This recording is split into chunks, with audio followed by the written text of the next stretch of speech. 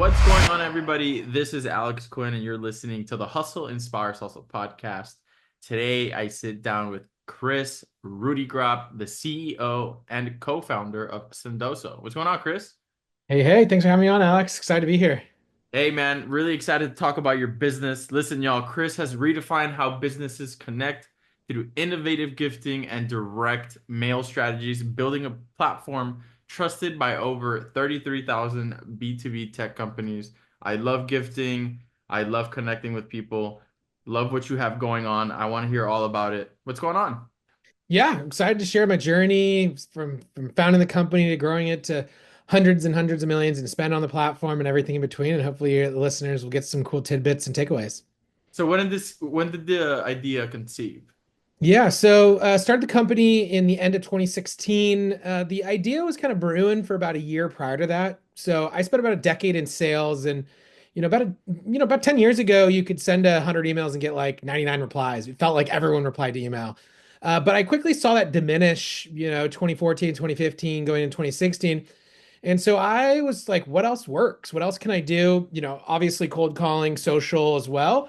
But I started to send out gift cards. I was sending out these swag headphones we had in the marketing closet, writing handwritten notes, and it all worked really, really well. It was just a pain in the ass.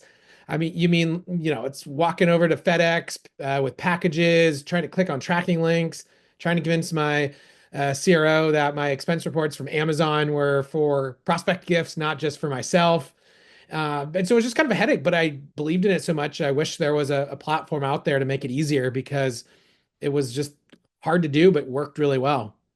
So in a recent episode, we talked about how um how the founders built a company around a service that their company needed. And then, Yeah. eventually started getting into that. They're in the entertainment space, Hmm. right? So it's awesome to see also, for example, ClickUp. I Yeah. had somebody from the founding team at ClickUp on the podcast and they talked about that, right? So it's always cool to see what people do when they really need to fix systems and processes in their everyday life or even in their company and create this whole mammoth out of it. 33,000 businesses is what you Yeah. guys are at so far.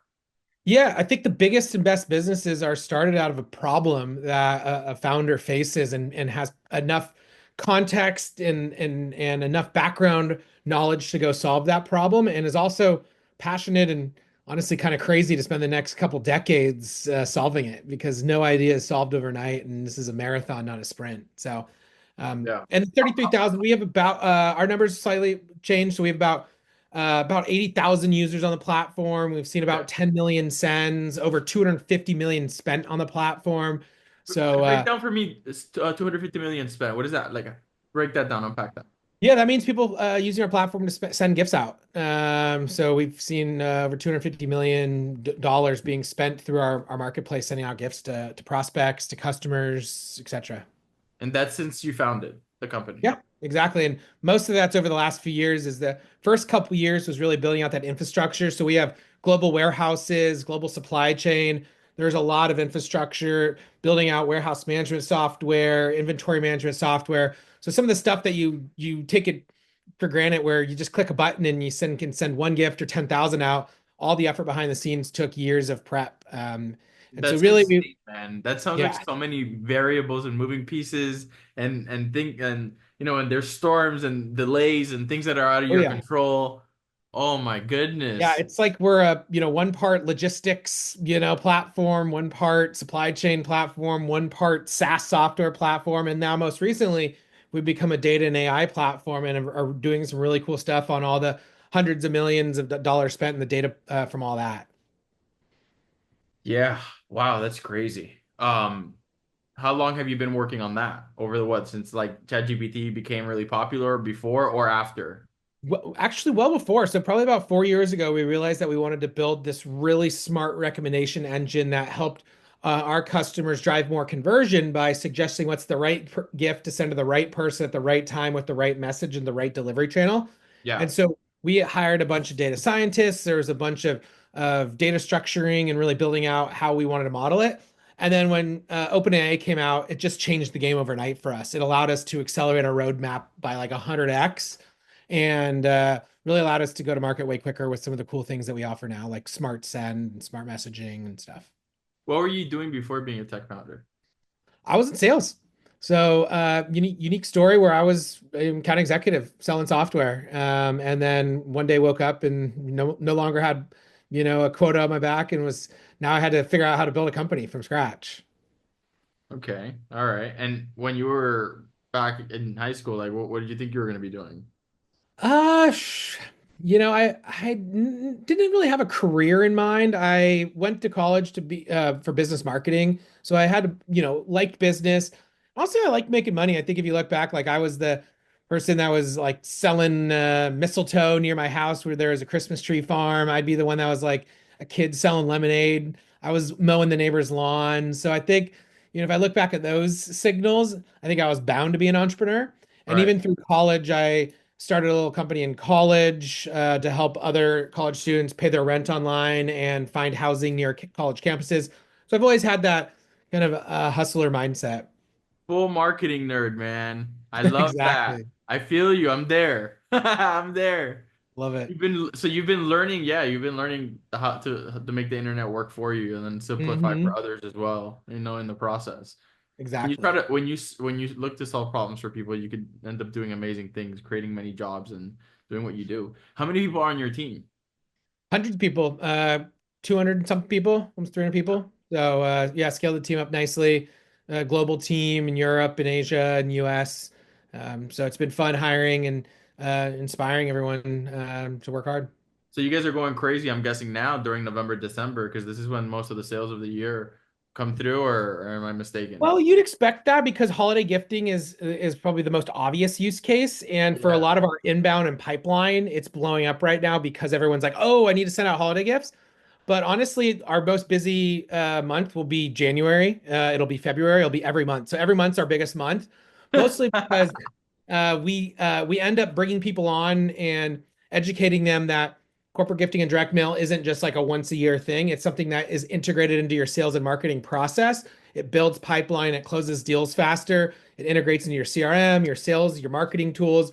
And so companies start to think about using it every day for driving more web conversions, getting content download conversions, for driving more demo requests, for converting leads faster. Direct mail gifting can help with all that. So once people kind of realize that there's software and it's all enabled and it's seamless and automated, then people think about all the other ways that they need to use it. Your customer lifetime value must be fantastic. I love it, man. Yeah. I'm already nerding out thinking about conversions and numbers and all types of I Yeah. love it. How'd you come to the name? How'd you guys name? And is it Uh, is it meant to be pronounced in like with a Latin accent, or is it meant to be pronounced Sendoso? Because I see it Sendoso. as Sendoso because I'm Latino. You Yeah. get me? So I'm trying. I want to make sure I get it right. Yeah. Well, also the Latin, if you think of like send oso, it's like send bear. Send bear. No, so funny story there. When we first got started, we wanted a short domain. So we looked at send.com. That was like millions of bucks. We're like, we can't afford that. And so we just started drinking beers and doing domain searches and ended up figuring out that Sendoso was available. We liked the ring to it. It was something Yeah, that we could brand as our own. We could kind of use it as a verb, like Sendoso me that. yeah. And it just worked out perfectly. And much cheaper to spend, $10 on a domain than like 1.5 million at the time. You guys that ass found that for $10. Yeah, yeah, Great yeah. find. I know. It was one of those good ones. Exactly. Stars aligned for that one. Yeah. So that worked out perfect for us. And it kind of works well for us because, it's really brandable, our color scheme, everything. I think we've built a great brand around it. Yeah. What was that aha moment that made you realize getting that gifting could transform how businesses connect and engage with their customers? Yeah, I mean, it's a good question. I think, I'd say there's like probably two or three aha moments. Like there was the first one of the aha moment, like emails, not working as well, sending gifts out works. It's hard to do. Maybe I'll start a company to see if that works. That was kind of the first aha moment. But then, you then have to figure out, well, can you get enough customers to build a real business, which I think is like the second aha, which is like Mhm. the product market fit. We had about 50 customers signed up before launch willing to pay us, which was kind of like ooh, this is big. And then we scaled from like pretty quickly 400K to like 4 million first year, then to 10 million to 20 million in ARR. So we quickly were doubling, tripling overnight. So I think we had a big aha moment that there was a product market fit. And then, yeah, from there, I think the rest is history. So it's kind of like the aha that this was an idea that needed to be solved, and then an aha that people are willing to pay us lots of money to solve this problem. What are some of the most creative or impactful gifting strategies you've seen through Sendoso that our listeners could apply to their own businesses? Anything unconventional or something that you wouldn't even imagine that you've seen works really well? I mean, the beauty of gifting and direct mail is the creativity is endless. Yeah. And we so I have a funny story that I like to tell where like I was at a conference and somebody came by with crutches. It was a Fortune 100 company. He mentioned he broke his ribs skiing. So I quickly went onto our marketplace and sent him some Kansas City baby back ribs. So when he got back, I was like, "Here's some extra ribs for you," and he was just, "This is awesome. This is funny." So I think, with gifting and direct mail, you can be a bit more fun and quirky and unique. And at the end of the day, people buy from people. You want to disrupt people's patterns. If you just send the same boring, monotonous, emails out, you're not going to grab someone's attention. But sending someone a pack of ribs is funny. And there's lots of other examples of that, of just creative ways to grab someone's attention. Companies send me gifts all the time, and it's really nice to receive an experience that somebody carefully put together for you and and Hmm. and made be brought to you. It's nice. It really Yeah. is. Especially when it's funny. The whole Yeah. rib thing, yeah, the whole rib thing was incredible. Um, and I'm in connection with you because gifting is important for us and our clients and everybody we work with, right? Hmm. By way I mean my team. What would you say to the people that are saying direct mail maybe or gifting is old school? Um, Yeah, what do I you mean, think the way that about I would that? think about it is it is old. It's old school. We didn't invent gifting and direct mail by any means. Right. But I think what we did invent is the modern way to do it, which is integrated into your tech stack, which is critical for Yeah. today's workflows. Wild integration because like I wouldn't have even thought that you were able to do. Yeah, triggering things off of HubSpot, Salesforce, all these modern intent data tools like Clay and Six Sense, all these different integrations make it so the data's in, data's out. We also automate a lot of the heavy lifting, so you don't have to do the old school way of packing boxes. Our data and AI engine built on top of all this is something that brings this way more modern. And then I think we're constantly thinking about cool gifts. We have a really unique integration with Amazon where you can use your Sendoso budget, send a gift through Amazon, but Amazon sends it to our nearest warehouse first. We unbox it, rebox it, put in a handwritten note, and shoot it out. So it looks like it's a perfectly custom gift with a handwritten note. Yet we can piggyback on the 500 million SKUs Amazon has, and so I could send you, like something that's related to something that you like. And we even have a smart send feature that will tell us what you like. And so it's cool that we can use data and modern integrations to bring a channel that most people forgot about or Yeah, stopped yeah. using and over-indexed on digital too much and are now the pendulum's kind of shifting back and saying, actually, this channel works. Let's do more of it.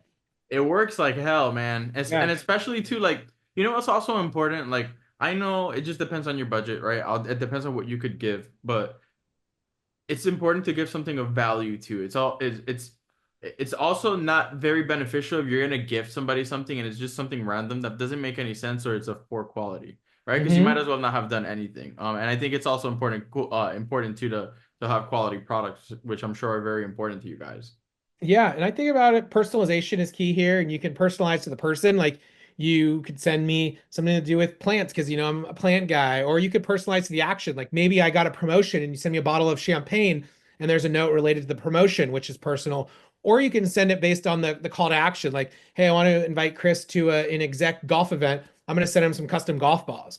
So there's different ways that you can personalize. It doesn't always have to be what does Kris like as his interests and hobbies. It could be relative to the action or the other signals that you're seeing too. Um, Wow, so I could be having like some crazy event and I'm thinking of like a creative way of sending an invite out to someone. we do a Uh lot of those really fun, like open up the box and there's custom tickets, or you want to get someone to a sports event and you send them, some socks based on that, sports yeah, team, or there's so many, video box opens up and plays a little teaser video of the event. There's so many yeah. cool things that you can do. And this doesn't have to be expensive. Some of these can be 5, 10, $20, but you can spend as much as you want. Wow. You know, And the nice thing you is so is many you can come ideas. up with the concept. And when we do all the hard work, we have, tens of thousands of global suppliers. We're doing all the shipping, the kitting, the logistics, all the heavy lifting. So you could still be the creative, and then you put all the operational efforts on us. Hey guys, that is a lesson in unique selling proposition.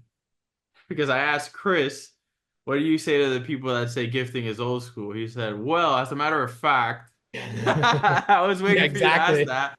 That was great. No, that was great because that was a very nice breakdown of what you're doing to innovate within your industry. The whole integration part of the CRM is pretty wild because at scale, if you're doing one or two gifts, that's one thing, but at scale, you're talking about a whole other thing, especially people that are blasting. Like for example, from my marketing agency, we're hitting up thousands of people a month through direct email. We stopped doing direct mail for some time, but we're hitting up thousands of businesses, and we're always looking for those creative ways of, for example, getting to people at the lowest part of the funnel and being able to be creative. So really cool tool, man. Totally. And it all you can be used throughout the funnel. If the way that I like to look at it is like what's the leakiest bucket? And so you might want to use it to book more meetings. You might have a low demo show rate. People aren't showing up to demos. So you're sending, a coffee gift card the morning of a demo to get show, or Yeah. you're trying to convert people after they sign up to be a referral and you want to send them something for that. So there's lots of different ways that you can adapt this to where you need to fit. You might have a gazillion inbound leads, and you want to convert those leads better. So there's lots of different ways that you can integrate this into your sales or marketing process. Do do your clients have access via mobile app or is it desktop platform? Mostly desktop. There is a mobile component for sending, but most people will access it through their laptops. Yeah, because especially the CRM situation and all that. Exactly. Yeah. Is there do you have any specific things that you could share Zapier related like Yeah, we have a from Zapier integration, so you can yeah? use Zapier to automate things as well. And then we have something like over 100 native integrations into other platforms too. So, um, yeah, you can create some really slick workflows through Zapier too. So like what part of there's a lot of shit going on. Yeah. What part do you focus on? On top, I know you probably wear a bunch of hats. You're gonna say probably yeah, I'm on top of everything, but like which area is you like the one you like to focus on more, the one where you're focusing on more? Is it a customer service? Is it Yeah. vendors? Where are you on Yeah, so I split my day. I mix one meeting with customers. I think it's critical to meet with customers. That helps inform the business strategy. So meeting customers, I try to meet with hundreds of customers a year. I'm always meeting with them. Two, I like to focus my time on how our product roadmap should evolve. So I work a lot with our product team, take some meetings with customers, and that helps drive that product roadmap.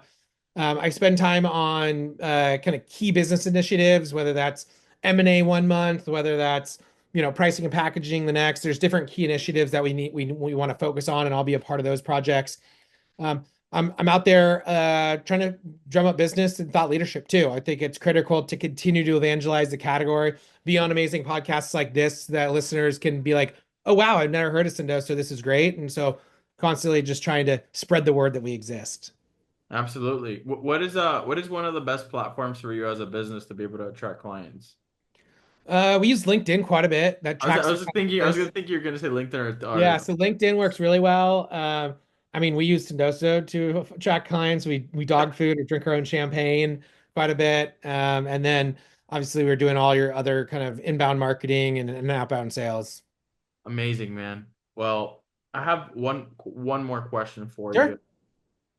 How do you want to be remembered? Geez, that's a great question. I hope I'm remembered by, an inspiring entrepreneur that had thousands of employees that called Sendoso the best place to work. And we helped generate billions and billions of pipeline revenue for our customers and created a category and had a lot of fun doing it. I'm super glad that you jumped on, man. I'm really grateful for it. Uh, I love. I told you before the plants, the vibes in the back Yeah. up back up there. Um, Cali, you said you're California? Yep. Northern California. Just Gotta check out my buddies from Iconic. They're out there in California. They this is one of their pieces. yeah, that Dude, looks really cool. yeah, yeah, yeah. They're based out in LA. They're out. They're also on. He was actually the Cole, one of the founders, is the second guest on the podcast. This is. I think you're gonna be episode like 150 something. Oh, awesome. So we've been doing great stuff. we've been doing great stuff, and it's really cool to be able to have a tech founder on a podcast. I love chatting with you guys. You guys are super talented, great people connectors, and you guys are on the cutting edge of everything technology, AI. Can't wait to see what projects you guys come out with. Everything related to AI that you mentioned, man. I'm really impressed with what you guys are doing. Yeah, thanks so much, Alex. Appreciate you having me on and appreciate you letting me share my story. All right, Chris, take care. Cool. See you, man.